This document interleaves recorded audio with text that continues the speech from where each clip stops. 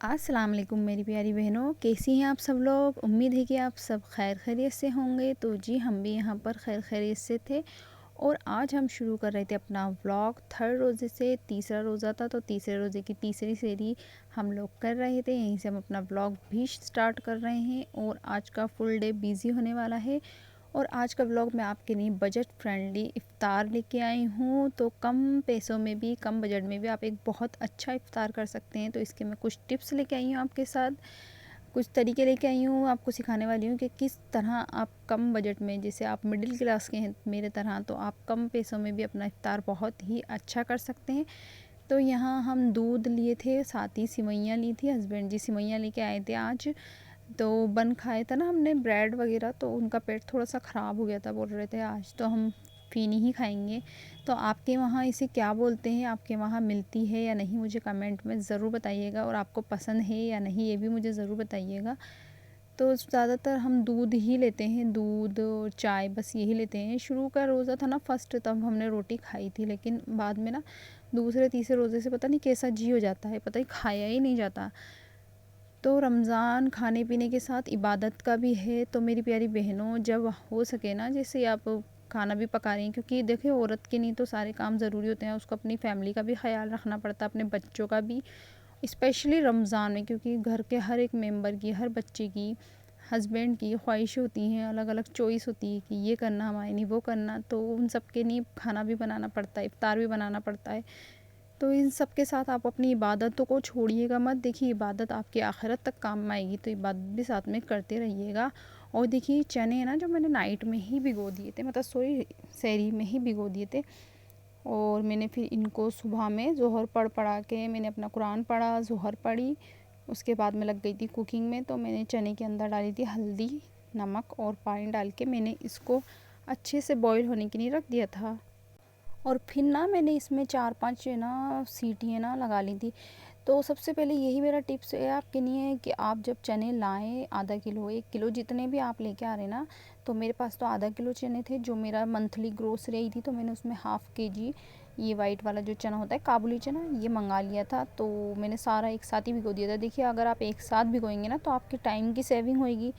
Time save होगा तो आपको इबादत के लिए बहुत सारा टाइम मिलेगा। साथ ही ये है कि हमारा जो गैस वगैरह है ना, ये भी कम खर्च होगा, क्योंकि आप बार बार थोड़ा थोड़ा, एक एक प्याली, एक एक कप, इतना ही खा सकता है इंसान। 1 कप के करीब आप भिगोएंगे, फिर उसको गैस पे रखेंगे, तो गैस भी काफ़ी ज़्यादा खर्च होगा। तो सबसे पहले ये टिप्स यही है आपके लिए कि जब भी आप काले चने बनाएं या वाइट चने बनाएं, कुछ भी ऐसे चिकन वगैरह बॉईल करें, तो एक साथ ही जितना आपके पास हो ना, सारे एक साथ ही बॉईल करके रख लें, उसको स्टोर करके रख लें। तो इससे आपके पैसे बचेंगे, आपकी गैस बचेगी, आपका वक्त बचेगा, और इबादत के लिए तो माशाल्लाह टाइम मिलेगा ही। साथ ही मैं आपको एक और बात बताने वाली थी कि आप ना काम के साथ साथ दुरूद पाक पढ़ते रहें, ताकि आपको इसका सवाब मिल सके। जो जो सूरतें आपको याद हैं वो पढ़ते रहें, तो सबका सवाब आपको मिलता रहेगा। मतलब कि आपका 2 काम हो जाएंगे, एक तो आपका घर का काम भी हो जाएगा, इफ्तार का मिलेगा सवाब, साथ ही आप जो दुआएं पढ़ेंगे, जो सूरतें पढ़ेंगे, तो उसका भी आपको सवाब मिलेगा ही। तो साथ साथ ये भी करते चलें। और देखिए ये सारी पत्ता गोभी जो मेरी थी, मैंने एक साथ ही इसको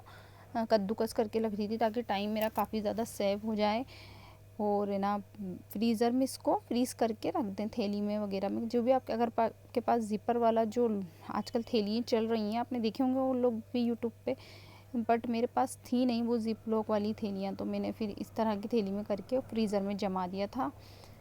तो यहाँ मैं प्याज और टमाटर कट कर रही थी, क्योंकि मुझे चना चाट बनानी थी। और जो बाकी मैंने ज़्यादा थोड़ी सी वो निकाली थी ना, पत्ता गोभी, गमले के अंदर, बाउल के अंदर, उसका हम बनाएंगे पकोड़े, और थोड़ा सा चना चाट में भी हो जाएगा। तो ये सब मैं कर रही थी। तो कद्दूकस में ये हो ही नहीं रहा था, मतलब क्या है, स्लाइसर बोलते हैं, हाँ, स्लाइसर में हो नहीं रहा था। तो फिर मैंने ना हाथ से ही कट करना इसको बेटर समझा। और पता है आज का वीडियो मेरा इतना कोई लॉन्ग हो गया था ना, कम से कम 29 मिनट का ये मेरा वीडियो बन गया था, मेरी वीडियो।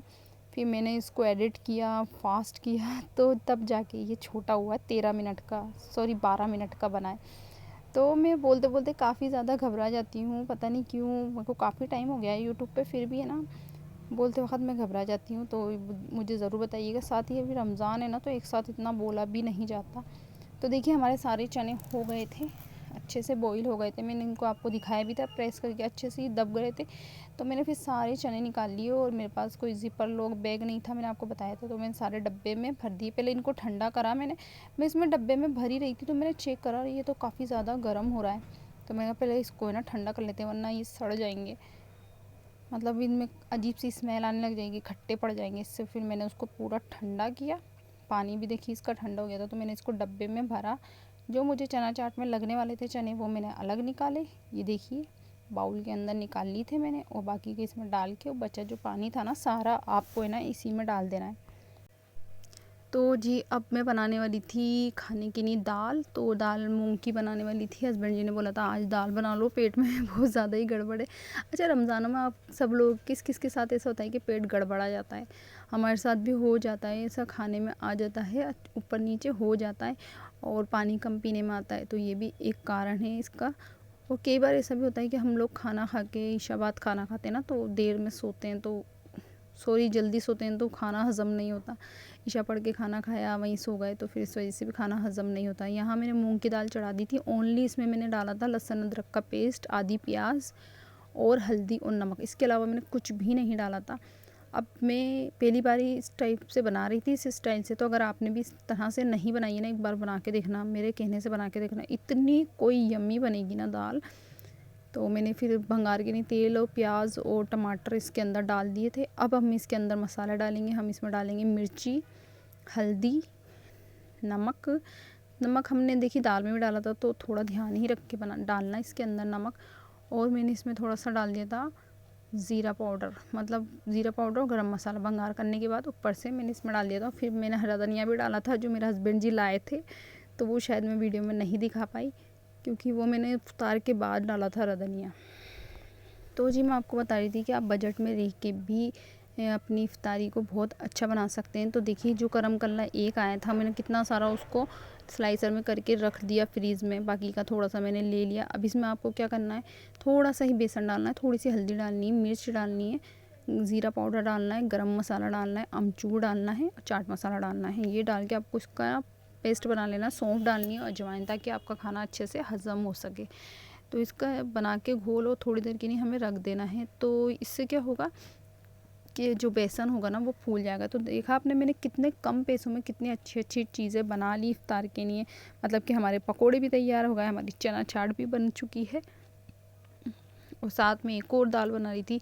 तो मेरे बच्चे मुझसे पूछते हैं अक्सर, और कमेंट भी आते हैं लोगों के कि बहन आप इतना काम करते हो, आप थकते नहीं हो? नहीं, ऐसा कुछ नहीं है कि मैं थकती नहीं हूँ। देखियो मेरी भी इंसान हूँ, मेरी भी बॉडी है, तो थक मैं भी जाती हूँ। लेकिन वो है ना कि हम एक माँ हैं, एक बीवी हैं, इंसान तो हैं ही, लेकिन एक औरत होने के नाते हमारा का ये भी है कि हमारे बच्चों की भी ज़िम्मेदारी होती है, हमारे हस्बैंड की भी होती है। तो हस्बैंड की ख्वाहिश थी कि पीली वाली दाल बनाई जाए, मेरे छोटे वाले बेटे की ख्वाहिश थी कि वाइट दाल बनाई जाए। तो उन दोनों की ख्वाहिशें पूरी करने के लिए मैंने दोनों ही बना दी। हालांकि मैं बहुत ज़्यादा टायर्ड फील कर रही थी, इतनी मैं कोई थक चुकी थी ना। फिर वो थक जाता है ना इंसान रोज़े में, वैसे इतना कोई गुस्सा सा चढ़ के आता है, लेकिन ये कि मुझे खुशी मिलती है, मुझे बहुत अच्छा लगता है मैं सबको बना के खिलाऊं खाना, अपने घर के सारे काम मैं करूं। लेकिन थोड़ा सा ऐसा दिल चाहता है कि कोई हेल्प कर दे। थोड़े थोड़े छोटे छोटे काम होते हैं ना, अगर उसकी भी कोई हेल्प कर देता है ना, तो बहुत सहारा लग जाता है। तो मेरे हस्बैंड भी थोड़ी बहुत करवा देते हैं हेल्प। और मैं चाहती हूँ कि बाज़ार से जो खाना वगैरह आता है ना, बहुत सारी औरतें होती हैं रमज़ानों में बाज़ार से खाना मंगाती हैं ज़्यादा से ज़्यादा, और फ्राई कट सामान भी घर बाज़ार से ही मंगाती हैं कि भाई घर में हम थक जाएंगे।